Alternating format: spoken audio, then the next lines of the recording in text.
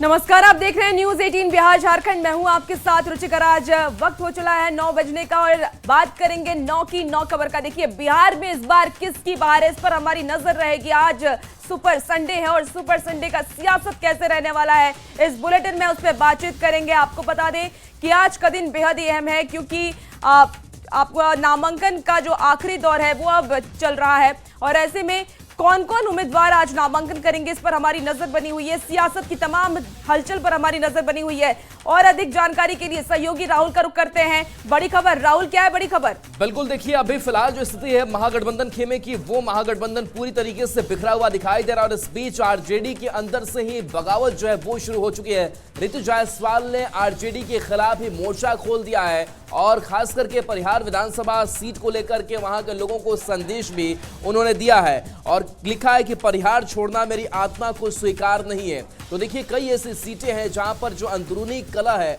उससे जूझता हुआ आरजेडी दिखाई दे रहा है। तेजस्वी लालू की परेशानी जो है वो बढ़ती हुई दिख रही है। बता दें कि उन्होंने लिखा है कि निर्दलीय चुनाव मैं लड़ूंगी। सोशल मीडिया एक्स पर पोस्ट किया है जिसमें रामचंद्र पूर्वे को गद्दार तक बता दिया। उन्होंने कहा कि बेलसंड से टिकट की चर्चा हुई जिस पर उन्होंने मोर्चा खोल रखा है। रामचंद्र पूर्वे की बहू को परिहार से टिकट दिया जा रहा है और ऐसे में परिहार की सीट से ऋतु जायसवाल को टिकट नहीं मिलने की चर्चा के बीच ये उनका मोर्चा देखने को मिल रहा है। सोशल मीडिया पर लगातार उनकी तरफ से पोस्ट किया जा रहा है। रामचंद्र पूर्वे का भी वो जिक्र कर रही है, उनको गद्दार तक करार दे रही है और कह रही है कि जिन्होंने पार्टी के साथ गद्दारी की उन्हीं की बहू को परिहार से टिकट दिया जा रहा है। रुचिका। बिल्कुल राहुल, तो देखिए आरजेडी में इस वक्त घमासान मचा हुआ है। ऋतु जायसवाल ने मोर्चा खोल दिया है। परिहार की जनता के नाम ये संदेश उन्होंने लिखा है कि परिहार छोड़ना मेरी आत्मा को मंजूर नहीं है और ये पोस्ट उन्होंने फेसबुक के माध्यम से किया है। निर्दलीय चुनाव लड़ने का ऐलान भी ऋतु जायसवाल ने कर दिया।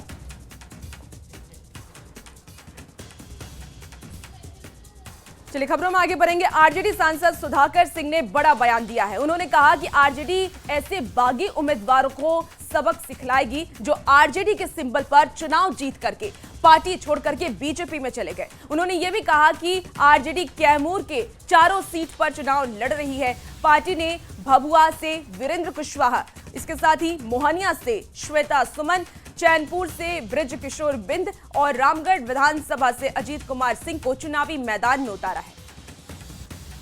के लिए महत्वपूर्ण नहीं है। महत्वपूर्ण यह है कि देश में लाखों कारोबारी थे। 11 साल में मोदी जी की कृपा से अब केवल 2 कारोबारी बचे हैं। ये बात प्रधानमंत्री कर रहे हैं। बिहार के विकास के लिए 11 सालों में उनका क्या रहा? क्या यहाँ का बिहार का गरीबी घटी? क्या बिहार में बेरोजगारी घटा? कि बिहार में अशिक्षा खत्म हुआ? कि बिहार के किसानों का आमदनी दुगना हुआ? बिहार के नौजवानों को नौकरी मिला? कोई भी उपलब्धि मोदी जी बात कर लें, बिहार नक्सलवाद की पीड़ा से पहले ही उबर चुका था। और महागठबंधन में तनाव के बीच आरजेडी में लगातार सिंबल देने का सिलसिला जारी है। पार्टी ने 5 और सीट से उम्मीदवारों को सिंबल दिया है। लालू प्रसाद ने अररिया से, आपको बता दें कि जो कि हाट सीट से शहनवाज को उम्मीदवार बनाया है, जबकि तेजस्वी यादव ने भी मोतिहारी सीट से देवा गुप्ता को सिंबल दिया है। साथ ही आरजेडी ने मधुबन से डॉक्टर संतोष कुशवाहा को चुनावी मैदान में उतारा है, जबकि सीतामढ़ी से तेजस्वी यादव ने सुनील कुशवाहा को उम्मीदवार बनाया है। वहीं गया के इमामगंज से ऋतुप्रिया चौधरी को उम्मीदवार बनाया गया है। तो देखिए, महागठबंधन में अभी तक सीटों का फॉर्मूला तो साफ नहीं हो सका, लेकिन उम्मीदवारों की घोषणा लगातार की जा रही है। आरजेडी की तरफ से ये उम्मीदवारों की घोषणा की गई है। तेजस्वी यादव ने और लालू प्रसाद यादव ने उम्मीदवारों को सिंबल दिया है। आरजेडी में लगातार सिंबल देने का जो सिलसिला है वो चल रहा है। फिलहाल अगर हम आरजेडी की बात कर लें तो कई ऐसे आरजेडी के नेता हैं जो कि बगावत करते हुए भी नजर आ रहे हैं, जैसे कि ऋतु जायसवाल ने निर्दलीय चुनाव लड़ने का ऐलान कर दिया है। और इंडिया के अंदर सीट बंटवारे को लेकर के अंदरूनी कला अभी भी जारी है। खासकर कहलगांव और वैशाली को लेकर के आरजेडी और कांग्रेस में मतभेद दिख रहा है। इस पूरी खबर पर ज्यादा जानकारी दे रहे हैं न्यूज 18 संवाददाता संजय कुमार। 25 बिहार विधानसभा चुनाव को लेकर बिहार में जो राजनीतिक परिदृश्य उभर कर सामने आया है, उसको अगर देखा जाए तो धीरे धीरे एनडीए में सारा कुछ ऑल इज वेल हो गया है। लेकिन महागठबंधन में जो गठबंधन है उसमें दरार पड़ता हुआ दिखाई दे रहा है। खासकर सीटों में जिस तरीके से फ्रेंडली फाइट की तस्वीर उभर कर सामने आई है, उसको लेकर महागठबंधन में जितनी पार्टियां हैं उनके बीच आपस में ही तलवार खिंच गई है। खासकर आरजेडी और कांग्रेस की बात करें तो कहलगांव और वैशाली को लेकर दोनों के बीच जो है वो मतभेद उभर कर सामने आया है। इस बीच राजेश राम जो कुटुंबा विधानसभा क्षेत्र से चुनाव लड़ने वाले हैं, वहां पर भी आरजेडी ने अपना कैंडिडेट खड़ा करने का फैसला लिया है और सुरेश पासवान वहां पर राजेश राम को चुनौती देंगे, यह बात अब तय हो गई है और इसको लेकर विवाद और भी गहरा गया है। कांग्रेस और सीपीआई के बीच पहले से ही फ्रेंडली फाइट की तस्वीर उभर कर सामने आई। कुल मिलाकर जो तस्वीरें सामने आई हैं उसके बाद से अजीबोगरीब स्थिति और अजीबोगरीब राजनीति देखने को मिल रही है महागठबंधन में। शनिवार को जो नियमित बैठक होती थी महागठबंधन की वो भी नहीं हुई है और इस बीच बिहार कांग्रेस प्रभारी कृष्णा अल्लावरू जो है वो दिल्ली चले गए हैं। महागठबंधन में जो नियमित डायलॉग की जो बात होती थी वो डायलॉग भी पूरी तरीके से बंद हो गया है और नेताओं ने आपस में बातचीत करना भी बंद कर दिया है। अब ऐसे में अब जो लेफ्ट की पार्टियां हैं वो तेजस्वी यादव उम्मीद कर रही हैं कि तेजस्वी यादव इस पूरे मामले में पहल करेंगे और धीरे धीरे सारी चीजें जो हैं वो पटरी पर आएगी। देखना होगा डैमेज कंट्रोल के लिए अब लेफ्ट की पार्टियों ने पहल शुरू की है, ये कितना कारगर साबित होता है। लेकिन फिलहाल महागठबंधन जो है उसकी राजनीति अधर में लटकी हुई दिख रही है। कैमरा पर्सन धर्मवीर के साथ संजय कुमार, न्यूज 18 पटना। और बिहार चुनाव में जीत की रणनीति बनाने में जुटे महागठबंधन को बड़ा झटका लगा है। जेएमएम ने बिहार विधानसभा चुनाव में 6 सीट पर अकेले लड़ने का ऐलान कर दिया है। वहीं जेएमएम ने यह कहा है कि बिहार चुनाव के बाद झारखंड में भी गठबंधन की समीक्षा होगी। हमने कहा कि हम लोग समीक्षा करें चुनाव के बाद। कई दिनों से हिचकोले खा रहे महागठबंधन का एक हिस्सा बनते बनते टूट गया। जेएमएम ने महागठबंधन से अलग राह का ऐलान कर दिया है। जेएमएम ने गठबंधन के साथ चुनाव लड़ने से इनकार कर दिया है। प्रेस कॉन्फ्रेंस कर पार्टी महासचिव ने इसका ऐलान किया। जेएमएम ने बिहार में 6 सीटों पर चुनाव लड़ने का ऐलान किया है और कहा कि ये संख्या बढ़कर 10 तक हो सकती है। जेएमएम ने बिहार की चकाई, कटोरिया, मनिहारी, जमुई, पीरपैंती और धमदाहा सीट पर चुनाव लड़ने का ऐलान किया है। पार्टी ने यह तय किया है कि बिहार में अपने सांगठनिक ताकत के साथ 6 विधानसभा चुनाव में अपने उम्मीदवार को उतारेंगे। जेएमएम महासचिव सुप्रियो भट्टाचार्य ने गठबंधन धर्म निभाने के बाद भी बिहार में धोखा देने का आरोप लगाया और कहा कि हर बार धोखा नहीं दिया जा सकता। सुप्रियो भट्टाचार्य ने कहा कि बिहार चुनाव में जीत के बाद झारखंड में भी गठबंधन की समीक्षा की जाएगी। हमने कहा कि हम लोग समीक्षा करें चुनाव के बाद। सब कुछ बर्दाश्त कर सकते हैं लेकिन आत्मसम्मान के साथ समझौता नहीं कर सकते। बिहार में एक और कांग्रेस, आरजेडी, वीआईपी और लेफ्ट की पार्टियों के बीच 10 से ज्यादा सीटों पर फ्रेंडली फाइट की स्थिति बनने से गठबंधन की गांठ कमजोर होती दिख रही थी कि जेएमएम ने अलग से चुनाव लड़ने का ऐलान करके महागठबंधन को इस चुनाव का सबसे बड़ा झटका दे दिया है। और ऐसे में टूट रहा महागठबंधन एकजुट एनडीए का कितना मुकाबला कर पाएगा ये देखना होगा। रांची से संवाददाता गौरव झा के साथ ब्यूरो रिपोर्ट, न्यूज 18।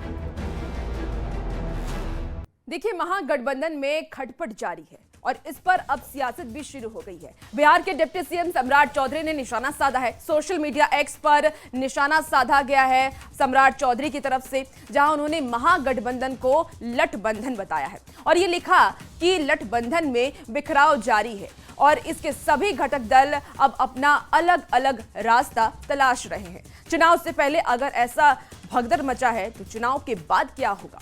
अब जेएमएम ने साथ छोड़ दिया है। तो देखिए, सम्राट चौधरी का ये पोस्ट आपको दिखा रहे हैं। सम्राट चौधरी ने एक फोटो भी शेयर किया है और इस फोटो के माध्यम से भी वो ये बताने की कोशिश कर रहे हैं कि महागठबंधन में ऑल इज वेल नहीं है, जबकि एनडीए में सब कुछ ऑल इज वेल है। अगर गठबंधन में चुनाव से पहले ये स्थिति है कि अब अलग अलग पार्टी अब अपने अपने उम्मीदवार उतार रही है और गठबंधन में एकजुटता नजर नहीं आ रही है, हर पार्टी की तरफ से अपने अपने उम्मीदवार उतारे जा रहे हैं, तो सोचिए कि आप इलेक्शन के बाद यानी चुनाव के बाद क्या होगा।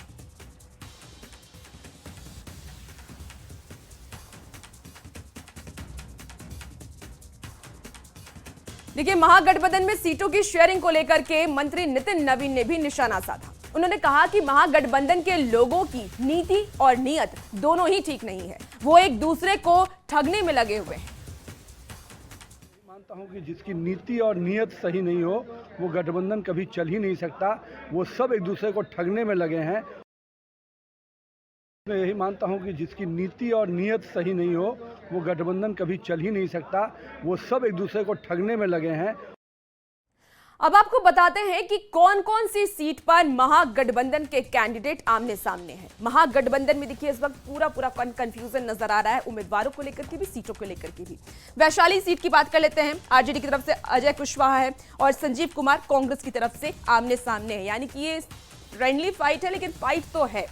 अब दूसरी सीट की बात कर ले तो लालगंज की सीट है। देखिए, लालगंज से शिवानी शुक्ला आरजेडी की तरफ से और आदित्य कुमार राजा कांग्रेस की तरफ से इस वक्त आमने सामने हैं। आप समझ सकते हैं कि महागठबंधन में ही फाइट इस वक्त जारी है और सिर्फ कंफ्यूजन ही नजर आ रहा है। कहलगांव की बात कर ले तो आरजेडी से रजनीश यादव इस बार चुनावी मैदान में कहलगांव से हैं और कांग्रेस से प्रवीण कुशवाहा चुनावी मैदान में कांग्रेस की तरफ से हैं। तो ये इस वक्त यहाँ पे भी फाइट नजर आ रही है। वायरलेसगंज की बात कर लें तो आरजेडी से अनीता देवी और दूसरी तरफ कांग्रेस से मंटन सिंह इस बार चुनावी मैदान में आमने सामने हैं, यानी गठबंधन के ही दो अलग अलग उम्मीदवार एक सीट से आमने सामने इस बार नजर आ रहे हैं। चलिए दूसरी सीट की बात कर ले तो तारापुर की सीट है और यहाँ से आरजेडी से अरुण कुमार हैं और वीआईपी से सकलदेव सिंह बिंद इस वक्त चुनावी मैदान में तारापुर सीट से हैं। ये मुंगेर का सीट है। गौरव बराम, ये सीट भी काफी ज्यादा हाई प्रोफाइल इस वक्त नजर आ रहा है। आरजेडी से अफजल अली हैं और दूसरी तरफ वीआईपी से संतोष सहनी, जो कि मुकेश सहनी के भाई हैं, वो इस बार चुनावी मैदान में हैं। आप सोच सकते हैं, समझ सकते हैं कि कितना टफ कंपटीशन इस बार नजर आ रहा है। बछवाड़ा की बात कर ले तो यहाँ से देखिए कांग्रेस से शिव प्रकाश गरीबदास और दूसरी तरफ सीपीआईएमएल से अवधेश राय, ये चुनावी मैदान में इस वक्त नजर आ रहे हैं। तो ये वो कैंडिडेट हैं जो अपने ही गठबंधन में तकरार महसूस कर पा रहे हैं और अलग अलग पार्टी से चुनावी मैदान में उतरे हैं। राजा पाकड़ की बात कर लेते हैं तो सीपीआईएमएल से मोहित पासवान और कांग्रेस से प्रतिमा दास इस बार चुनावी मैदान में खड़ी हैं। और इसके अलावा रोसड़ा की बात कर ले तो सीपीआईएमएल से लक्ष्मण पासवान और दूसरी तरफ कांग्रेस से ब्रज किशोर रवि इस वक्त चुनावी मैदान में हैं। तो इस बार का जो चुनाव है वो बेहद ही दिलचस्प तो है ही, लेकिन महागठबंधन के लिए सिर फुटौल वाली स्थिति भी है और कंफ्यूजन भी है। बिहार शरीफ की बात कर ले तो सीपीआई से शिव कुमार यादव और कांग्रेस से ओमर खान इस वक्त चुनावी मैदान में है। तो ये वो प्रत्याशी हैं जो एक ही सीट से। देखिए, इसी बीच दिलीप जायसवाल का बड़ा बयान सामने आया, क्या कुछ कह रहे हैं, सुनते हैं। समाज में अंदर अंदर ये मैसेज चला गया है कि ये अपनी नेतागिरी की राजनीतिक दुकानदारी चलाने के लिए पूंजी निवेश करते हैं और जब इनको सीट मिलता है तो उस सीट पर जो 100% सहनी समाज का हक होना चाहिए, ये सीट कहां देते हैं, किसको देते हैं, ये सहनी समाज देख रहा है बिहार का। और इस बार पूरे बिहार के सहनी समाज में इस बात को लेकर आक्रोश है कि मुकेश सहनी सिर्फ सहनी का उपयोग करता है, सहनी को अधिकार नहीं देता है। जब तक निषाद समाज को अधिकार नहीं मिलेगा तब तक आपको राजनीतिक दुकानदारी करने का हक किसी ने नहीं दिया है। और इस बार सहनी समाज ने मन बना लिया है कि इस बार मुकेश सहनी को हम राजनीति से अलग हटाएंगे। एनडीए के साथ उन्होंने कदम से कदम मिलाकर के चलने के लिए मन बना लिया है। सहनी समाज का वोट लेंगे और टिकट देंगे राजनीतिक दुकानदारी में, यह कैसे होगा? लेकिन वो कह रहे हैं कि मैंने कई सारी शर्त रखी है, मैं चुनाव नहीं लड़ूंगा, इधर मैं डिप्टी सीएम बनूंगा, इधर एमएलसी की थी। ऐसा है, कई सारे वादों जो लोग डरते हैं। तो चलिए, अब देखिए, आप सुन रहे थे बीजेपी के प्रदेश अध्यक्ष दिलीप जायसवाल को, जहां वो सीधे तौर पर मुकेश सहनी पर निशाना साधते हुए नजर आ रहे थे। उनका कहना था कि मुकेश सहनी सिर्फ नाम के सहनी है, सहनी समाज को आगे नहीं बढ़ाते हैं और राजनीति की दुकानदारी करते हैं। अब उस पर क्या कुछ प्रतिक्रिया मुकेश सहनी की आती है, महागठबंधन से क्या कुछ प्रतिक्रिया आती है, ये देखने वाली बात होगी। चलिए खबरों में आगे बढ़ेंगे। समस्तीपुर के रोसड़ा सुरक्षित विधानसभा सीट घोषित है, जहां महागठबंधन के सामने धर्म संकट खड़ा हो गया है। कांग्रेस ने बीके रवि को रोसड़ा सीट से उम्मीदवार बनाया है, जो दूसरी तरफ सीपीएम के प्रत्याशी के रूप में लक्ष्मण पासवान ने भी पर्चा भर दिया है। अब ऐसे में फ्रेंडली फाइट की संभावना बढ़ गई है। कांग्रेस प्रत्याशी बीके रवि ने इस मामले में ये कहा है कि बिहार में कई जगहों पर फ्रेंडली फाइट होने की संभावना है। 50% मैं कहूँगा इसको 98% हम लोग का सामंजस्य है कुछ सीटों पर यहाँ पर जो है, और वो हर जगह होता है, और तो ये कोई खास दिक्कत वाली बात नहीं है, और इसको समय के साथ साथ इसको भी सॉल्व किया जाएगा। अभी डेट भी बाकी है, विड्रॉल का भी डेट बाकी है अभी, तो अभी प्रोसेस चालू है। मैं यहाँ पर आया हो तो वो कोई डरने वाली या कोई घबराने वाली बात नहीं है। ऊपर जो है शीर्ष नेतृत्व जो है अपने बातचीत कर रही है, और जैसा भी होगा वो देखा जाएगा। कहीं कहीं हम लोग जो है फ्रेंडली फाइट भी करते हैं, पहले भी हुआ है, ये कोई जो है नई चीज़ नहीं है। ये तो मान लीजिए वो तो राज का काम है। हमारे जो पार्टी का जो सिंबल हमको मिला, प्राप्त हुआ, इसलिए हम यहाँ पर उम्मीदवारी अपना दिए। लगता है कि यहाँ दोस्ताना लड़ाई होगी क्या? ये तो जिस हिसाब लग रहा है लोकल और बाहरी की यहाँ जो लड़ाई चल रही थी, उसी को ध्यान में रख के यहाँ उम्मीदवारी बनाया गया। हमारी पार्टी ये निर्णय लिया। देखिए, बिहार में महागठबंधन की ओर से भले ही ऑल इज वेल के दावे किए जा रहे हों, लेकिन जमीनी हकीकत कुछ और ही बयां कर रही है। बेगूसराय के बछवाड़ा विधानसभा सीट पर महागठबंधन में ही लड़ाई शुरू हो गई है। महागठबंधन के दो उम्मीदवार आमने सामने हैं, वहीं एक दूसरे पर राजनीति पलटवार करने से भी वो चूक नहीं रहे हैं, एक दूसरे पर वार पलटवार भी कर रहे हैं। दरअसल शिव प्रसाद गरीबदास ने कांग्रेस के सिंबल से नामांकन दाखिल कर दिया, तो वहीं अवधेश राय ने सीपीआई के सिंबल से नामांकन कराया। अब एक ही सीट पर दो प्रत्याशी से माहौल और भी ज्यादा गर्मा गया है। दोनों ही उम्मीदवारों ने नाम वापसी से भी इनकार कर दिया है। दावा इसलिए खारिज हो जाता है कि पिछली बार गरीबदास निर्दलीय था और महागठबंधन अपनी भूल को सुधार करके गरीबदास को हाथ छाप दिया है, तो उनका दावा तो जैसे ही गरीबदास को हाथ छाप मिला उसी समय खारिज हो गया कि पिछली बार जो महागठबंधन के नेताओं ने भूल की थी बछवाड़ा में गरीबदास को हाथ छाप नहीं दे करके, जो ये कांग्रेस पार्टी का गढ़ था और कांग्रेस पार्टी का जीता हुआ सीट था, और 400 से हारा हुआ सीट बछवाड़ा नहीं था, 35,000 से जीता हुआ सीट कांग्रेस पार्टी का था। और उस 35,000 से जीते हुए सीट पर जो लोग षड्यंत्र के तहत हमेशा बेगूसराय जिला को हो, बछवाड़ा को हो, फंसाने का काम करते हैं।